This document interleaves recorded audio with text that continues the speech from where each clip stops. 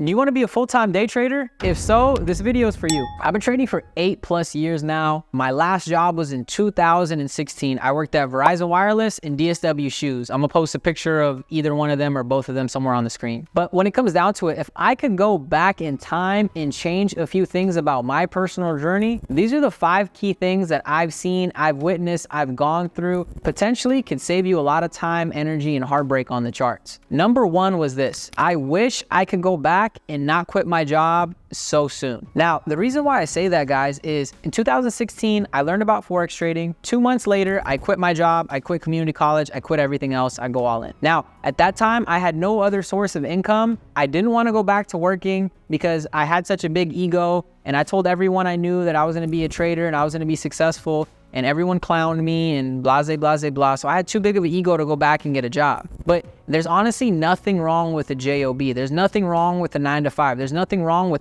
having money come in while you're learning how to become a full-time trader. Or not even learning, but becoming a full-time trader. Full-time trader is simply meaning you can make a full-time income where you don't have to exchange any of your other time or energy to make money. Now, for me in my journey, I put my back up against the wall and I quit my job, so I had to make it happen. But there was a lot of trials, there's a lot of tribulations, there's a lot of times where I wanted to fucking quit. There's a lot of times where shit was too hard. There's times where I didn't have any money. I couldn't even get food with my friends. I wouldn't even leave the house because I was just so broke and I didn't want to go get a job. At the end of the day, trading is going to take you time.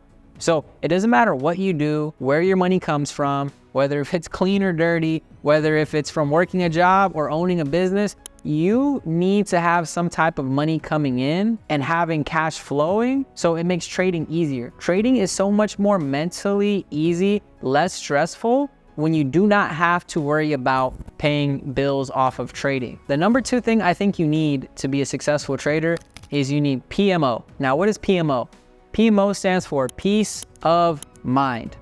You need peace of mind. Well, guys, keep it a stack. In trading, there's gonna be black swan events that happen. There's gonna be crazy things that happen. You're gonna take a trade one day, over leverage, and boom, it goes in your favor. You've made a huge sum of money, and then in the next 2 trades, that huge sum of money is back down to 0 or even past that. You never know when the market's gonna move too fast and you get slipped on a position, depending on the Forex broker you're trading on, whatever the case may be, anything that can happen on these charts in these markets. So what you gotta factor in is this. You need to sit down and you need to calculate your bills. And I'm not talking about, oh yeah, Amazon Prime monthly average $200. I'm saying, hey, what is the base mean of your life? Like, what do you live on? Your rent, your utilities, your food, your car, everything that a basic human being, AKA you, me, whoever, whatever your bills are, you need to factor those in. Now, once you have that monthly number, you need a minimum of 6 to 12 months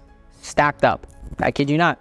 Have a minimum of 6 to 12 months of your bills already stacked up to the side in an account that you're not touching, a savings account, a bank account, a Roth IRA, whatever it might be. You need to put that 6 to 12 months of peace of mind money in a different account. And the reason why is because if you're really trying to go full-time trading, well, full-time trading is hard as shit if you're relying on this next trade to pay for your car or this next trade to pay for your groceries. If your rent is due Thursday and you only have $800, don't put that $800 in your trading account, because 9 times out of 10, your mindset's gonna be way too messed up and you're gonna lose. I say the number 3 thing, this might be one of the most important things, is get proper education. There's so many resources you can learn from. There's so many academies, there's so many mentors, there's so many, online trading schools or trading influencers, whatever the case is. What I would say is take your time, research,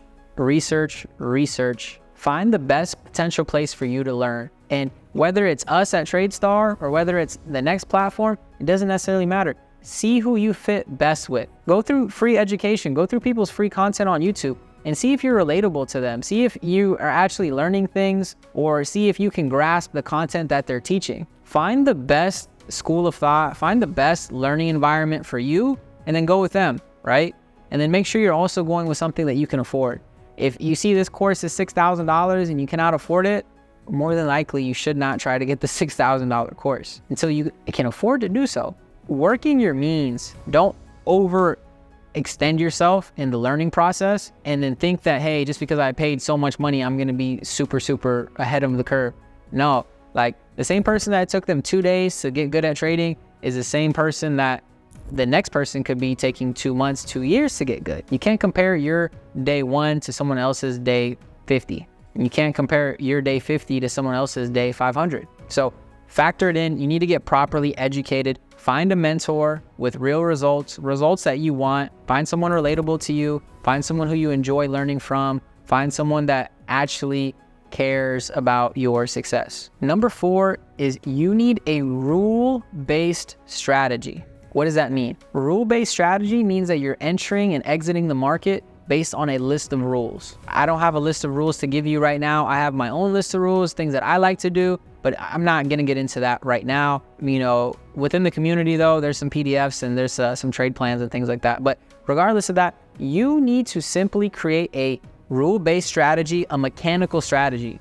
I'll tell you guys this, you as a human being, you make emotional decisions all day long. I don't know what the number is, but I think you make like 5 to 10 emotional decisions throughout the day. So what you have to factor in is when you're trading, taking an emotional decision will not only cost you money, but it'll cost you mental health throughout the rest of the day. You should only be building a strategy based off of, I need these confirmations to line up, X, Y, Z plus B, whatever it is. You need several rules that you're going to follow, because if you follow your rules with risk management, with your trade confirmations, with your timing confirmations, with all of those things, if you have a rule-based strategy, now what you're able to do is you're able to test out that strategy, and whether it's back test or forward test or stress test, whatever you want to say, you need to have a rule-based strategy, test it out. And if on a demo account, your rule-based strategy is showing you profitability, well, when it's time to move to a real live account, in your rule-based strategy, you're doing the same thing. You should also be able to be a profitable trader. Number 5, the most slept on thing I will recommend and I will say to you guys in this industry is journaling your trades. People do not journal their trades whatsoever. It's amazing to live in this time frame because now there's softwares you can connect your MT4, MT5 to, and it'll do all the journaling and give you all the analytics yourself. But me personally, I used to have when I first started, I had a composition notebook I would write all my trades in. Then I moved on to like a Google Sheet, or what's the other word for Google Sheet? Like a Excel sheet. It was an Excel sheet, not Google Sheet. It was an Excel sheet. And I would just manually type them in, copy and paste my trading view chart links and entry, TP, stop, my feelings, whatever. You need to journal your trades. And the reason why is once you have at least 100 trades journaled with your strategy, now you can look at the statistics and see what is working, what is not, cut the BS out and focus on what works. Maybe you specifically, you are terrible at trading USD JPY. Maybe out of 100 trades you took, 20 of them were USD JPY and 17 of them you lost. Well, if I'm looking at my journal and I can physically see all this data and I can go over it, if I see that almost every time I trade USD JPY I lose, I'm gonna go to my chart and I'm gonna delete USD JPY off the ticker. Very simple. Maybe every time you take Euro odd for a buy, you win. Maybe every time you look at Euro odd for a sell, you lose. Okay, well, data says no selling Euro odd. Does that make sense? So when it comes down to it, journaling is gonna be something that once you factor it in, it'll bring everything full circle. But just quick recap, you don't wanna quit your job too soon. You need cash flow coming in. Trading is easier when you have cash flow. Number 2, you need peace of mind. Stack up your money for bills 6 months, 12 months ahead of time, just so if there's any rainy days or anything like that, you're not putting yourself in a bad position. Number 3, like we said, get proper education, invest in education. It's okay to invest in education. Just don't go broke investing in every course you see, because 99% of it is all the same stuff. What really matters is what's in here and what's in your rule-based strategy. Going to number 4, build that rule-based strategy, risk management strategy, entry, exit, taking profit strategy, whatever it is, how you trade. Everyone trades the market's different. Some of you guys trade smart money concepts. Some of you guys trade harmonics. Some of you guys trade Elliott waves. Some of you guys trade some weird shit. It doesn't matter what you trade, as long as you are consistent with it and you have a rule-based strategy, you're good to go. And the last thing, number 5, once again, start journaling your trades. You're gonna feel good journaling your trades. You're gonna see even in your emotions and your day-to-day, like, how was I feeling when I took this trade? What was the outcome? Oh, I took this loss. What does that loss feel like? I took this win. What does that win feel like? These are the things that, I kid you not, are a few different factors that'll help you get to that full-time position in trading. Look at trading as a fortune, your part-time fortune, and you're living as your full-time job. You may be doing all your time and energy might be going to your full-time job, but it's not what you do from 9 to 5 that matters. It's what you do from 5 to 9. Maybe right now you're putting a lot of time into your living and a little bit of time into your fortune. Eventually you'll be able to put a little bit less time here and a little bit more time in your part-time fortune, and a little bit less time here and a little bit time into your part-time fortune, where they're even, they're neck and neck, you're making the same amount of money. And then eventually what's gonna happen is your part-time deal is gonna make you more money than your full-time deal.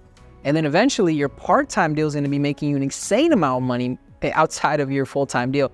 And then you have the position where you're out earning your full-time job so drastically that there's no point in even keeping it, and you just go full-time in your fortune. People say profits are better than wages. I kid you not. Profits will lead you to your fortune. So with that being said, guys, hope you enjoyed this video. Like, comment, subscribe. Let us know if any of these tips helped you guys, and we'll see you guys in the next one. Peace.